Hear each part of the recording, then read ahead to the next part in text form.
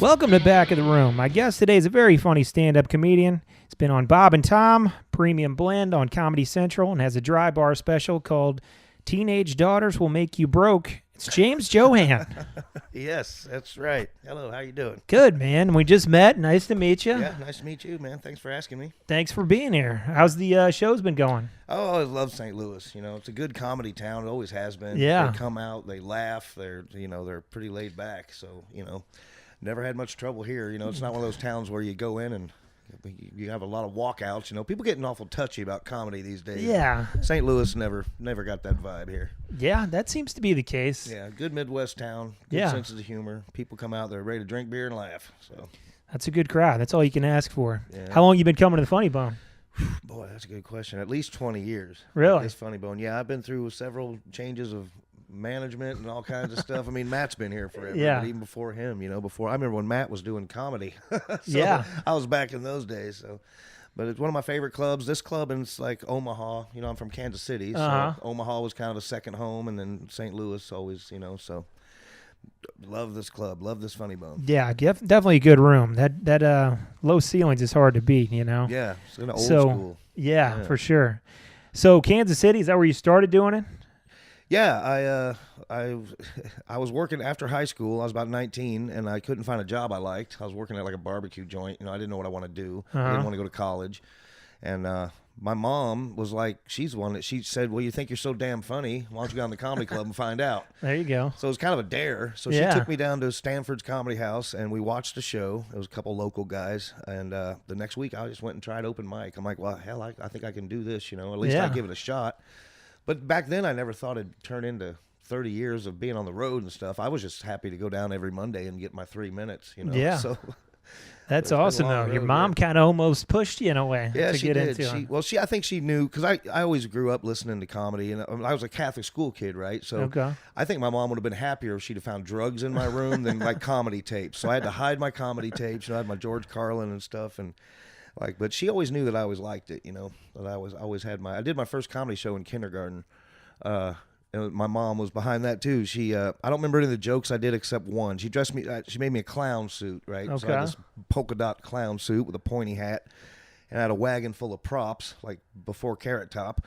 And the only joke I remember, and I'm sure she wrote it, I had a little plastic duck, like kids using the bathtub, and I threw it at the crowd, and I was like, "Duck," you know, and then it worked. That's pretty solid for kindergarten. Not bad for kindergarten. That's pretty good. But yeah, I never thought it would turn into this. I just kind of did it for fun for a while, and then I started making a little money, and I'm like, well, okay, this is something to do. It's better than working at the barbecue place. That's awesome. I've been doing it for a while. I'm ready for the money part, but, maybe it'll get there one day, but I'm still... It will. Not a ton. I lived off my dad's Texaco card for about the first 4 or 5 years. My dad was supporting me, but I had to pay the card off, but if it hadn't been for him, I don't think I'd have been able to go on the road, because you don't make a lot of money when you first start. Yeah. Especially as an MC. So. Yeah, well, that's cool that your parents helped you out and kind of gave you, Yeah, she shoved me in the right direction. Sounds like it. I remember the day I told my dad, he's like, well, don't you want to learn some heating and air conditioning or something to fall back on? Because he knew it was a long shot, to make a living at stand-up comedy. But I just told him, I said, I think I can do this. So I did it. Yeah, there's always HVAC to fall back on still. That's I mean, right. you're good. I can still go back to junior college and learn something. They still need HVAC guys, but yeah. Kansas City's cool, man. I went to school in Warrensburg, so I went there sometimes, hung out. I've worked with some Kansas City guys. Chris Porter, Justin Leon, those guys? Those guys all came in a little after me. Okay. I know them all. I remember seeing the night Chris Porter and those guys started, the first night on stage. Really? The first week or two. But those, I was about the group before them. Okay. So, yeah. Gotcha. Warrensburg, that was voted back in the day. It was the #1 party town, college party town in America, I think. Yeah, I think they partied there. Definitely partied there. One of my first shows there, I did it was an opera house. You know the old opera house? They used to have a comedy night in there. I don't know. It might have been closed by the time I got there. Yeah, it was 100 years ago, but it was one of my first road gigs, and it was in Warrensburg. Yeah. Yeah, they partied hard. I've heard that it's kind of mellowed out, but it was still pretty colleges all heavy changed. I mean, I don't even do colleges anymore. I used to. You used to be able to go in and just talk about beer and boobs and chicken wings, and they loved it. Now it's like, man, you've got to watch what you're going to say. You're going to get canceled, It's like... But when I went to Warrensburg, I went in the restroom of that opera house before the show to take a leak, and there's just a piece of paper on the wall that said 4 pro comedians tonight, and someone had hawked a giant loogie on it that had dried, had been there for like a week. But I took it off the wall, and it was my first advertising, and I still have that thing with the loogie stain and everything on it in my desk at home. Did it miss your face at least? No, well, there was no pictures. It just said 4 pro comedians this night. I thought it might be your picture on there too. We weren't that high class. I got you. Well, cool, man. Yeah. Don't know you that good, so got a quick little segment for you just to get a better idea of what you might like. It's called That's My Favorite. Okay. Pretty dumb, but we'll roll with it anyway. All right. Favorite sport? I like baseball. Okay. I've always liked baseball. I don't know a lot about it, but baseball, yeah. You root for all the Kansas City teams, or? Yeah, you have to. Somebody has to. The Royals stink so bad usually. I remember like back, we'd be losing like 11-0 to the Astros, and it'd be like the 5th inning, and if you just went to the gate, they'd be like, if you want to watch it, go ahead. They wouldn't even charge it. It's like, just go ahead. I mean, I don't follow it that close, but I do enjoy baseball. I like the pace of it. Yeah. You know. You like the new rules? No. I'm kind of old school. I like the way things were. There's certain things about it I just can't get my head around. They have the electronic strike zone on the screen and stuff, and it's almost like it makes it too easy to see. It's like I liked back when they just had to call it and you had to trust the ump a little bit. Yeah, sometimes the ump sucks, sometimes they don't. That's kind of part of it. But I like some of them. I like the pitch clock. But the other ones I could kind of take or leave. Yeah, baseball, it's too slow sometimes. Pitching, sometimes some of those guys would just take too long. But, yeah, definitely. How about favorite band or musician? Ooh, that's a tough one, That's a tough one. That's always a tough one. I'm all over the place. I don't do a lot of country music, like the new country. I like old stuff, like old country. But new country sounds like just bad rock. It doesn't sound right to me.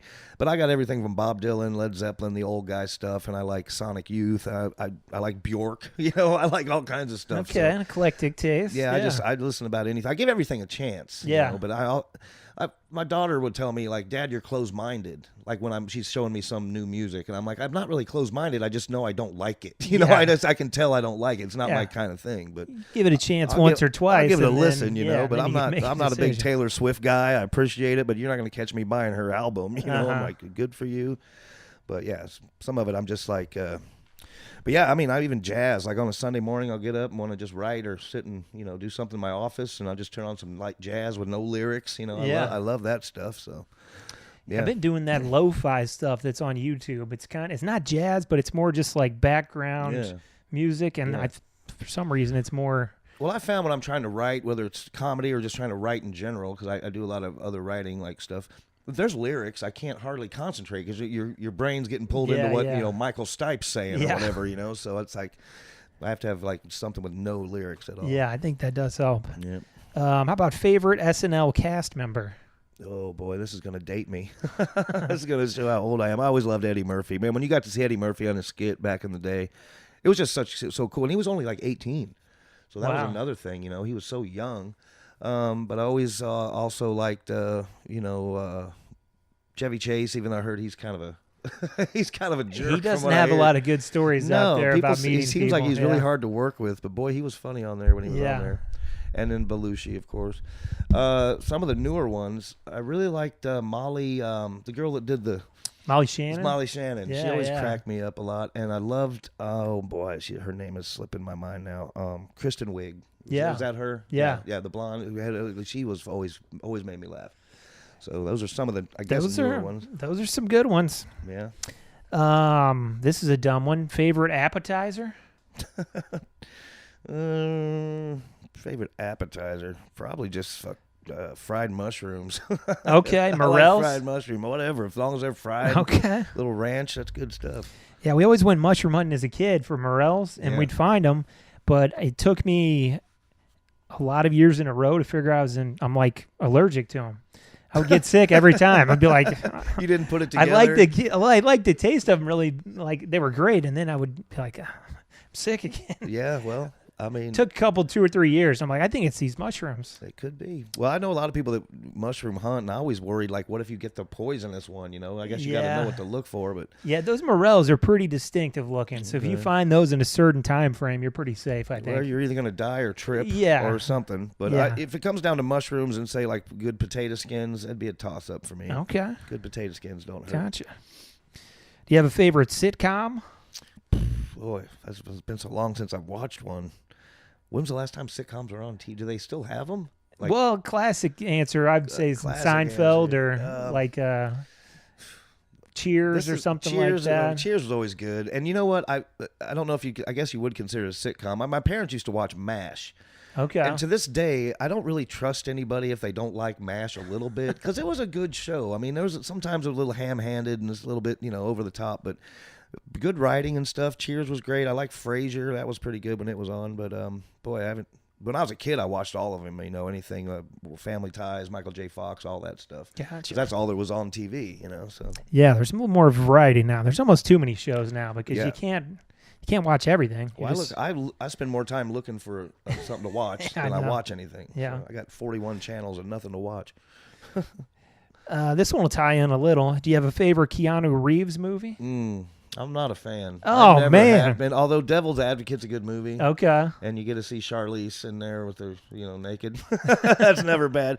But Keanu always maybe I just remember when he was younger and he seemed like he was always overacting, Yeah. I think he got better as he got older, But when I saw him in like Bill and Ted's, and I know he was playing like a goofy dude, but I was like, this guy can't, not that I can act, but I was like, this guy just kind of grates on me. But I like Devil's Advocate, and he seems like a really cool guy. Yeah. Not John Wick, not a fan? I've never watched it. It might turn you around. And maybe I should watch it. It's pretty good. Yeah. But anything else you're watching now? I finally broke down and got into some of the new Daniel Craig James Bond. Okay, yeah. Those are good. Yeah, I loved them. I liked them more than I thought I would. And I also like Guy Ritchie's version of the Sherlock Holmes, which I heard there's a new one coming out maybe soon. So, really? Oh, that'd be cool. I think there's a third Those one. were good. There's like two of those with Robert Downey? There's only two now, and I'm a giant Sherlock Holmes fan. I've read all the stories. I love the Granada Television out of Britain did a big series, and they stuck really close to the books. And that's one thing I like when I watch them, because I know I know how the actual stories go. Yeah. And I notice when they do little things or change things. So, but Jeremy Brett was the guy that played Sherlock Holmes in the Granada series, and he's my favorite Sherlock Holmes. And I was really dubious about going to see Robert Downey Jr. and Jude Law, because I'm like, these guys are going to mess it up. And I liked it. I was surprised how much I liked it. Really good movies. Nice. Yeah. Well, got a new one coming out. Can't wait for the new one. I just started watching Band of Brothers. You ever watch that? I've seen a little bit of that, and I'm a big World War II guy, but I just like real stuff. Like, I watch documentaries. Like, I don't go for a lot of the fictionalized stuff. So. I think I didn't ever watch this one, and it's probably 20 years old now, but it is, I think, actually based on real events, because they have the guys that were in it, and they're following like their story when they like invade a town or whatever. Like act it out with actors. And stuff. But they have the older guys in the beginning, like, we were going through this pass, and then this happened, and then the rest of the show is all. I know that show was huge, and I did think I know it was based on real events, but I'm such a sucker for like a good documentary that actually shows real footage and really what was going on. And as a matter of fact, I've watched so much World War II crap that I almost have to start watching World War I now, because I'm out of World War II crap. I can't find anything I haven't seen 100 times. So, have you seen All Quiet Along the Western Front? Well, I've read the book. I remember reading it. I think they made me read it in high school. And there's a couple versions, because there was one in the 70s with that guy that played John Boy on the Waltons. He did it, and that was a good version. Which one is it? There's a newer one. I think it just came out a year or two ago. That too. And then 1917. Yeah, I just watched those two randomly. So they were both good. War stuff. The 1917, is that the one where they had the camera angles? Yeah, they had those long shots and the one guy running and stuff. It was pretty good. I had to watch a documentary about how they did that, because I'm like, how did they get that shot? I don't know how they did it either. I mean, so much money in that one shot, but it was cool. But good to know. I think John Wick, though, might turn you around on Keanu. All right, it's pretty good. There's I'll put it 4 on of list. them, I think. Okay. So cool. Is he a spy or something?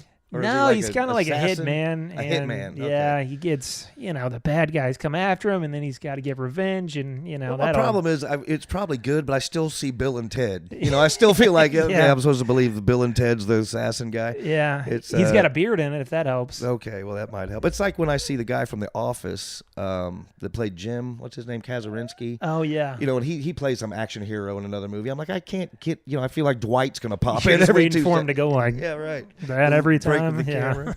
So that's just, I got too much in my memory bank to take it seriously. So Cool, man. Well, I know you've been doing it a long time. I saw a couple of your, earlier credits, like Just for Laughs. What was that like back in the day? Because I know they're not around anymore, but that was like the festival. Yeah, that was a big deal to get in up there. The thing is you usually went to Just for Laughs in hopes of getting some kind of management or representation. Well, I had already been with Larry the Cable Guy opening for them, and I had management.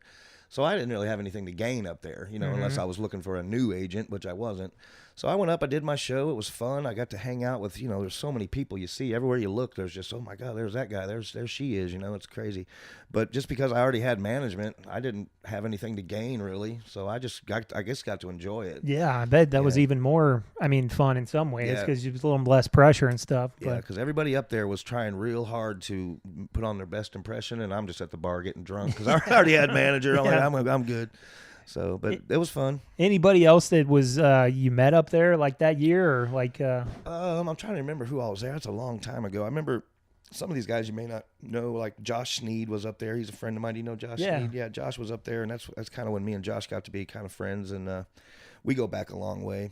But honestly, man, I remember Tammy Pascatelli was up there. And I was just kind of hanging out with people I already kind of knew. Like I said, I wasn't up there to really schmooze. Yeah. I felt like I knew where I needed to be. So, but it was a long time ago. The only thing I really remember is up there in Montreal is that you go to a restaurant and you order a Coke or something, and there's no ice. I guess it's like a French thing, like a Montreal French. That's weird. You had to ask for ice in a Coke. I'm like, okay. I've heard that's kind of how it is in Europe too, yeah, right? Something like that. And they dip in their French fries and mayonnaise. I'm like, what's wrong with you guys over here? I got to get out here. I saw a Premium Blend too. That's pretty cool. That was always a good show. Yeah, got that. Was it a lot of different people filming on one night for that, or? That was a funny story. It was I think there was 3 of us, and Jamie Kennedy hosted it back in the day, and it was me and a guy named, I think it was Lavelle Crawford was on mine. St. Louis's own. Yeah, Lavelle. I love Lavelle. He's funny dude. Yeah. And then there was a girl on there, a lady. Her name was, it's slipping my mind now. Why do I always forget people's names? Debbie. Anyway, I asked Debbie, and she did good. She did her set, and she was very funny. Every joke she had hit. And I went up to her after the set, and I'm like, how long you been doing comedy? She's like, the 7 minutes I just did is the 7 minutes I got. She's like, I work at a bank. Wow. But she had just that 7 minutes. She goes, if I had to do another minute, I'd have been screwed, So man. But she did a great job, and it was so fun. You're in New York, they had the big after party at this hotel. And I go to the after party, and there's an old guy sitting next to me, and he's just kind of sitting there drinking, talking to this lady, and she left, and he started talking to me. And he's like, you ever see that movie Goodfellas? And I'm like, yeah, man, it's a good movie, and I'm kind of drunk. And he's like, wait here. And he goes upstairs, and he comes back down with a book, and he had autographed it for me. It was Hank Hill, the guy that Goodfellas is about, and I have his autograph. And I looked him up, and I looked in there, and when I finally checked it out, I was sitting right next to the dude. Wow. Yeah. So, and I'm 100% him, and I got his book, and he sat there and talked all night. He told me all these crazy stories about how it used to be. He sounded like he was a little exaggerating on a lot of it, but I don't know. That guy was like, everybody to this day says like, how did he survive? Right? Because yeah. He kind of snitched on some people, right? I think the way he did it was just getting in the public eye, Yeah, putting the maybe book got out too and famous with the movie, so visible that nobody really wants to touch him. It's like, well, he's too popular to touch. That's awesome. But it was cool to meet him up there. You touched on kind of your writing process. Like, what is that? Is that usually always pen to paper, just kind of, or? A lot of my jokes, especially in the early days, are just scrawled on a bar napkin. I'll say something funny or be joking around with my buddies. I go, that might work. But these days, I think my formula a lot of times is, and I think this really works. Like if you ever do like a maze on the back of a cereal box, and if you go backwards, it's different. It's easier for some reason. So what I'll do is I'll start with, let's say I want to say a line or a series of words. I want to say this line. How do I get there? Because once you have the line you want to end on, your punchline, I want to say this, then I just kind of build it backwards. It's easier for me than sitting down and, okay, I'm going to write a joke about a Tesla. Now I got to, but if I just want to say this line about a Tesla, then I build up to that. So that seems to work for me. Yeah, that's a lot of times you just kind of write, and then every now and then, every 15th page, you'll get a line that's like, okay, that's pretty funny, but that's the hard way to go about it, I think. Yeah, everybody's got their own thing. I always ask everybody. Nobody says the same, same method or anything, but I wish, because sometimes you'll write something, you're like, well, that's going to work. Yeah. And then it doesn't at all. Yeah. You're just like, yeah, it's true. sometimes you'll know, like, this should work, or I think this is going to work, but and sometimes you'll say something off the cuff that you just think is a throwaway line, and it gets a laugh. And every time that happens, it ends up in my show. I'm going to keep that. But I've had jokes that I've felt I'm like, they're gonna love this, and it just tanks. And I'm like, I thought it was funny, Yeah. I had a joke about Tarzan once. I don't even remember how it went, but God, they hated it. And I tried it like 3 times. I give it like everything like a 3-time in case the crowds just suck. But it never worked, so I got rid of that. So kind of figuring out that off the cuff line, do you just listen back to your stuff a lot? No, I actually just, try to bank it. Well, just if you say something and it gets a surprisingly good laugh or something, I just make a mental note to throw that in from now on. Usually I can remember it. I mean, it's not like they're happening every 5 minutes or anything. Yeah. Which is another thing. Like a lot of these guys now are doing a lot of crowd rap stuff I think if you call it crowd rap, it means you're no good at it. I don't know. But I don't do a lot of that. But that seems to be the new thing. I don't know how you feel about it. But I mean, a lot of people seem to be doing it for like clips on the internet and stuff, but I'm not a big fan of it. Like if you got to shut down a heckler or one thing here or there, that's fine with me. But I'd rather just do jokes and I'm starting to feel like maybe. I mean, Matt Rife, I think, kind of had a hand in that because he's really good at it. Apparently he can get a lot of banter going, and he usually gets a good result. But then there's people that aren't very good at it. Yeah. So it makes me wonder how much of that they got to go through with the crowd before they get that 8-second clip that makes it. So you might be sitting there for 20 minutes going, this is terrible, until one cool thing happens. Yeah, that's true. You don't see the other 20 minutes. No. How about like favorite comedians, like top 3, top 5? Famous or not famous, or does it matter? Either one. Well, I grew up on Carlin and stuff, and all Pryor and all those guys were the big ones to watch. But most of my favorite guys are just club guys. There's a guy named Robert Hawkins. I'm not even sure if Robert's still doing it. I haven't heard from him in a while. But God, he's one of those guys that his delivery's so fast, and he'll tag things so quick that by the time you're done laughing at the first one, he's already tagged it like 3 more times. It's like, dude, stop! I can't breathe. But the funny thing is, I've taken a couple friends to see him, or at least one guy. And he didn't care for him at all. He's like, you think this guy's funny? I'm like, this guy's hilarious, dude. But it just shows you how different people can see things. Because I'm falling out of my chair. My buddy's like, oh, I don't see what's so funny about that. But it's subjective, but you know. Robert Hawkins. And then I'm really proud of our KC guys. Chris Porter, Justin Leon, my buddy Tim Gaither. A lot of people have come out, and even like people from here, Nikki Glazier. Yeah. I remember seeing her coming over to Stanford's and Midland, shows, back before a long time ago. So anybody from hometown area that gets a leg up, that's great. Nice. And then of course I love Foxworthy because I toured with him a lot, and Larry the Cable Guy, and had a little trouble with Ron White. Me and him didn't jive. I don't think he liked me very much. Really? Yeah. I could see how he could be kind of. I always got the feeling like I was kind of young, and he maybe thought I hadn't paid my dues enough yet or something. I just got that vibe, and but I liked working with him. I think Ron's very funny, and Bill Engvall, I did a few shows with him. But Foxworthy was the nicest guy I've ever met in my life. Super laid back, and then Larry always treated me good. So those guys are. How about Reno Collier? Yeah, I did a lot of shows with Reno. We had a little tour going together. Nice. He was on the show one time. Reno's great, man. 2 or 3 months ago. He's a big goof. I love him. Yeah. But Reno and I and Pat Dixon, we did a tour called the Slackers Tour after the blue collar thing kind of fell apart, and we just did our own little tour, and it was great. It only lasted about a year, but we made some money, and we did some good clubs. I love Reno. He's great. Yeah, good dude. Yeah. That's cool. I've always heard good things about those other guys, too. Foxworthy and... those guys, everybody has it. They're not Chevy Chase like, it's more like everybody says they're great. Yeah, no, Jeff's the nicest guy ever. And I remember we were sitting in the bottom of some theater one night, and they were trying to get him to do blue collar TV. They were trying to talk him into it. They were offering this television show. And he's putting his boots on. And he's like, well, I don't know. That sounds like a lot of work. And I'm over there like, give me a show. I'll take the show right now. But he ended up doing it, but he didn't care. He's like, I guess I'll do it, because he's got more money than God, so he doesn't need to do it. But Jeff was always nice to me, and my brother would go on tour with us, and he was real cool to everybody. So awesome. Any comedy advice you got, like early on, or something you hung on to that you got from one of those guys or somebody else, maybe? One of my best things I would tell a comic, especially one that's getting out on the road a lot or starting to get on the road, is take your wallet out of your pocket when you drive. It will give you a sore back. I mean, especially if your wallet's any thicker than that. Most comics have a pretty thin wallet.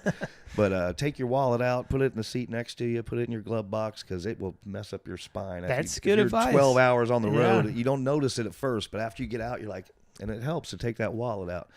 And the only other thing I would say is just, man, as many stages as you can get. I remember when I was starting, I just, anywhere that would have me get up, I don't care if they got the dartboard going and the pool tables and the jukebox, I'll do it. I'll take stage time, which you really don't have to tell comics that. Comics are dying for 3 minutes anywhere. So no, that's great advice, though. Yeah. Well, we'll take a quick little break. Okay. Be right back with more James Johann. All right, we're back. Sitting here with James Johann, talking comedy, talking all kinds of stuff. You said the shows have been going pretty good. Yeah. Funny Bone's always great. Yeah. Is there like a worst show you've ever had? Many. Some of them I try not to remember. So I don't want to cause any PTSD or anything, but if there's one that sticks out. Yeah. My friend Dale Hilton and I, he's a comedian from Kansas City, we got a gig up in Newtown, I think it's North Dakota, way up there. And not only was it way up north, it was way out west. So it's about as far as you can go. Middle of nowhere, huh? Yeah, it was this Native American casino.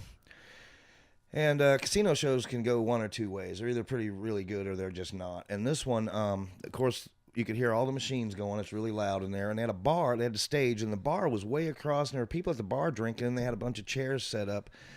And no one would come up to sit for the show. It was showtime. And they're like, it's a comedy show starting, comedy show. Nobody moves. So they finally started offering free booze to anybody who would just come watch the show. And we're sitting there like, hey, man, if they don't want to see it, let's just, skip it. But we'd driven that far, and we're like, well, we want the money. Yeah. We need the money. So we're like, well, I guess we got to do it. They finally got about 3 or 4 people to come sit up there. And that's pretty bad when you offer people free liquor just to sit and watch, a comedy show. And they didn't laugh at anything, and they were heckly, they were yelling at us. It was just brutal. We ended up having to stay the night there, but boy, we got out of there the next day as soon as we could. And we try not to talk about it too much. It was bad, dude. And Dale had to go first because he was opening for me, and at least he took the bullet, because I think only 2 people came up to watch Dale, and then when I came up, 2 more wandered in, but it was like 4 people, and they hated us. I don't even know why they were doing comedy there. I'm like, do you think this was a good idea? Yeah. Who's booking this, Yeah, that's tough, man. I used to do an open mic and did a few showcases at this place, and it was kind of a similar setup. Huge bar, C-shaped bar, like, I don't know, 50 feet away from the stage. So people would sit around there and just not care or heckle or whatever and drink, and then a ton of tables up front, but it was really hard getting them up there. Yeah, it's amazing how many sometimes these shows can just go so off the rails. Although some of the smallest shows I've ever done have been some of the best. And I'm not saying the best, but, they went way better than you thought they would for like 10 people or whatever shows up. And one time it was really snowy. I was at the Crackers in Indianapolis, and Ruth Ann, the owner, she decided just to go ahead and have a show. And 2 people came in, 2 people. And she's like, oh, well, just shorten time. She's like, just do like 50. I'm like, 50? Yeah, in front of 2 people? That's much shorter. Not shorten the time. But, like one person got up to pee and like half my crowd left the room. And that's one of those shows where you just go sit at the table with them and just shoot the shit. Yeah. Go, okay, what do you guys want to talk about? But, we did the show. We kept it real short. But they came out in the snow and they wanted to see comedy, so we did it for them. There you go. It could have been worse, but that was not a good one either. I've done a show for 2 people a couple times too, and it's going really bad. Yeah. And one time, both the people were laughing. I'm like, well, yeah, I mean, 100%. I'm doing all right. But if those 2 people are there and they have a good time, you feel kind of good that you did it. It's like, well, hey, this wasn't 2,000 people in a theater, but the people, everybody who's here had a good time. You could definitely see them, or if they were not laughing. So I'm glad they were laughing. Well, sometimes it's not even the crowd; it's the setup. I did a show up in this little town in Missouri up north, and years ago, and they had me plugged into a little amplifier with like a 4-foot wire. So every time I'd lean forward, I'd unplug myself, and I kept screwing up because I forgot the wire. And the technical. I did a show in a field one time and for college with just a field party, and they just turned the headlights of the car on me, and it's like, I've done it all, dude. Yeah. Where was the place up north? That's kind of where I'm from. A town called Skidmore, Missouri. Skidmore. Yeah, a little town called Skidmore. I'll never forget it. And they were nice people up there, and it was a decent show, but the technical stuff was just, they had like a Mr. Microphone and a crappy little speaker, and And I don't know how many times I've gotten to shows and it's like they don't have a mic stand, they don't have a mic, they don't have a light, they don't have a stool. It's like you need like 4 things to do comedy, and it's like I've never had good luck with wireless mics either. No, I've had them go dead, or they cut out, or you walk over here and it starts buzzing. And you always ask them like, "Is there new batteries in this thing?" Oh, I didn't think about that. Yeah. So it can be really awful sometimes. It's always something. Got another segment for you here. Mm-hmm. It's called Over Under. So I'll just throw some stuff out there. You let me know if you think it's overrated or underrated. Okay. We'll discuss. I'm a crotchety old man, so we'll see what happens. These are in pretty low stakes here. Over under. Frozen pizza. Overrated, underrated? I think it's a little underrated, personally. Okay. I mean, I've survived on them for many years. I'm kind of aficionado of lousy pizza, but you can get a pizza that's not. I eat them a lot when I'm drunk, So it's like, well, who knows how good it really was, but if you get a $5 Tombstone, sometimes it's pretty good when you're in the right mood. Yeah, I like them too. I'd say they're underrated. Some of those rising crust ones. Yeah, somebody have spend stuffed $6, crust. $7. It's like not bad for $7. Yeah, you got a certain brand you like? I do like Tombstone. Red Baron, I think sometimes that's pretty good. Okay. Yeah. The ones that let me down was the California Pizza Kitchen ones, and I always thought those would be a little better than they were because it was such California. It wasn't that great. Okay. I'd rather have a Tombstone. How about, to keep it in the same vein, Emo's Pizza? Overrated or underrated? I would say underrated, but it's amazing to me how many people. I just had one like 2 days ago. Okay. When I'm in St. Louis, I get an Emo's. Yeah. As a matter of fact, the Emo's I usually go to had moved. I had to go find it, but a lot of people can't get around the cheese or something. Yeah. They just don't think the cheese is right, but I like it. I mean, I think it's good pizza. I don't have a problem with it either. I usually don't talk it up. Yeah. Because it is like a St. Louis thing. I'm like, it's pretty good. Yeah. Well, we like it. I like Emo's. I mean, my brother likes it. But it's like there's this taco place in Kansas City called Taco Villa, and I've been eating there since I was a kid. There's always one around.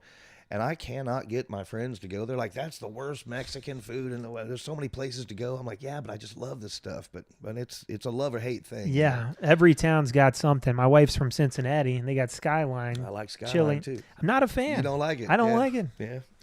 Why don't they melt the cheese on the thing? I like the cheese not melted. I don't know. But I've actually went online and see if I could order a few cans, and it's expensive. They got it at Schnucks, actually. What, here? Yeah. Okay, I'm getting some before I leave town.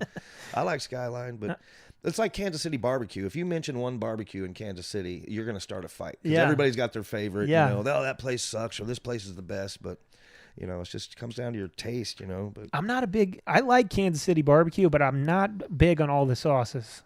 Like a tomato sauce, right?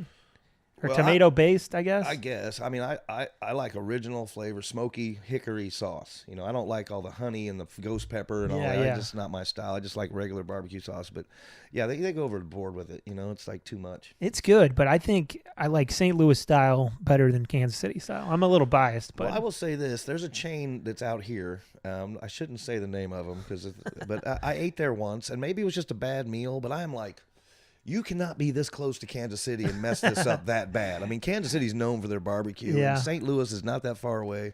We've got a few good ones. Yeah, but I know what you mean. This was like a chain restaurant. Okay. I think I might have just gotten a bad day because the ribs were dry and they didn't have any flavor. And I was like, this is terrible. So I'm kind of a tough customer. I actually got some really good barbecue in California once, which surprised me. That is surprising. It's in California. I was like, this is pretty good for California. I was just down in Austin in December, and they were a big barbecue too. And I went to a couple of places that was really good. Yeah, Texas, you can't go wrong, really. Yeah. One place was a hole in the wall, and it was great. And then I went to the big whatever where everybody tells you to go and spent like $75 on food. Yeah, we had one of them trendy places open in Kansas City for barbecue. It was called Q39 or something, and it was mediocre, and it was really expensive. And I'm like, I could have got 3 times the food at Zarda Barbecue, and then extra fries and the whole works. But those places probably won't last because, like, if it's somebody goes once and it's not as good as the other ones, then they're not going back. A barbecue meal is kind of expensive, but they shouldn't be $75. It was crazy. Like the place we went was you got your sides first, and then you went to the thing, and they just shaved off. Like, do you want 2 ribs? Do you want brisket? And they weighed it, so you didn't know how much it was going to be until the very end. So I bought a lot of food. And like, that'll be $75. Like, holy shit. Yeah. But what gets me is when you'll get like burn ends or something, and they're super fatty at like an expensive joint. I'm like, you guys can't even get the good, I'm sitting here eating gristle for $75 a bite. Anyway, but barbecue. What was the actual question about? We started with Emo's Pizza. We'll shift now. Yeah. Overrated, underrated on country music. He brought that up. He said, "Yeah, like I said, like I'll do some old Hank Williams or maybe some Johnny Cash, stuff like that. Like it's kind of stuff my dad listened to when I was a kid. So and it's good music. I mean, a lot of it if you like country at all. Yeah. But I swear, man, it's something like the 80s and 90s, they started going like this country rock kind of stuff. And it's just like Brooks and Dunn and stuff. And I'm not saying them specifically, but it just didn't sound like good old country music. Yeah. And I feel like Willie Nelson would be rolling over in his grave if he was dead, Do you like any of the newer guys that kind of do some of that old stuff, kind of like Chris Stapleton or something like that? Stapleton I know is good. I don't listen to him a lot. I love Sturgill. Sturgill Simpson, when he does the real country stuff, like he does a little bit more poppy stuff too, but his country stuff, I had no idea he could play guitar that well until I looked him up on YouTube and started watching him. Man, he's a great guitar player, and that kind of stuff I dig. Okay. But I've heard Stapleton's good. I just don't know a lot of his stuff. Yeah, I'm kind of the same on the new stuff. I could take some of it or leave it, but I like country in general for the most part, but there's a lot of stuff that I'm not. Who's your favorite country? Or like up there with them? Of all time? Oh, sure. Dang, I don't know, man. I guess I don't know if I have one. Yeah. Like there was some music, like even like 90s stuff that I didn't mind, but I'm sure there was some stuff that I didn't mind either, but the most of it I heard, it just sounded really bad. Do you like the old stuff? Do you like Hank Williams? Or yeah, I like him, and Johnny Cash and Willie Nelson, those kind of guys. But I think a lot of people think because I'm a little bit rednecky that I do like country, and I don't listen to a lot of country. I don't listen to a lot of rap. Just certain things don't trip my trigger. But yeah, I'm kind of the same way. I used to only kind of listen to rock, and now I'll listen to some rap and some country and a little bit of everything. But yeah, you just got to find what you like. Yeah. Tom Hanks, overrated or underrated? That's a tough one because I would say he's not really underrated because everyone seemed to love him at some point in his career. Yeah. And he's done so much. I would say maybe a little overrated because I don't know. I've seen him in a lot of good stuff. Properly rated. Maybe. Properly rated. Okay. I mean, he's a definite A-lister star. Yeah. And he seems like a nice guy. But when he's put Forrest Gump out there and all these major things that are going to be classic movies forever, Yeah, he's had quite a run. He's pretty good. Yeah. My dad once said that if he could trade life with anybody, it'd probably be Tom Hanks because he thinks Tom Hanks had a life of Riley. He's had a pretty good run. Like, he didn't have a lot of misses on movies. Like, he had maybe a couple that weren't as good, but you can't think of many. Well, the one that blew me away was Castaway because he had to do so much nonverbal. Yeah. He didn't talk for like the first 40 minutes of that movie at all, or the last 40. But that's hard when you just don't have any dialogue and you got to fill that time, So that seemed like a hard gig. Yeah. But he pulled it off. Yeah, that was a good one. Yep. Last one here. You're currently wearing one. Baseball hats. Overrated or underrated? Well, depends on in what context. I think there was a time in comedy when there were a lot of guys wearing just ball caps on stage, and my manager used to yell at me, "You can't be just another dumb white guy in a hat, You're just like every other idiot up there." But I've always wore a ball cap. I like it, but yeah, I don't know if it works as a. I don't know. I think it works for you. Yeah. Like some I can't wear a hat. I wear them sometimes, but. Yeah. I got like a big head, and they just don't fit well, or they don't look right. And I'm like, I would say they're a little overrated though, because everybody can wear one if they want to, but not everybody should wear one. Like there's some hats I don't look at, and the guys that wear it with just the flat, I always never felt like that fit me. I always felt like I gotta have a little kink. You find your style, I guess. Yeah. Like the Dusty Slay guy, I heard him on a podcast, and he was talking about how he always wears a hat now. When he kept saying like. Pre-hat. He was like, I wasn't wearing a hat, and I wasn't really doing that good. And I started wearing a hat, and then everything turned around. I was like, damn. Well, I never liked guys that wore it backwards. I never got guys that wear their hat backwards. Yeah. And I was like, just turn it around, dude. It defeats the purpose. But hats are okay. All right. That was overrated, underrated, everybody. What else you got coming up? You got any more shows coming around, or where are you headed next? As a lot of people may know, I do a lot of cruise ships these days. It's easy. It's steady money. I'm not going to say it's easy money. It's a lot of travel. And I didn't really mean to wind up out there. But the club scene, I'm not as young as I used to be. Clubs, I feel like, want young and hot and popular, a lot of TikTok fame guys. And for better or for worse, sometimes I wonder if some of these people that have big TikTok following can come in and do a full 45-minute hour show. It makes me wonder, yeah, you can be funny for 30 seconds on TikTok, but can you carry a show?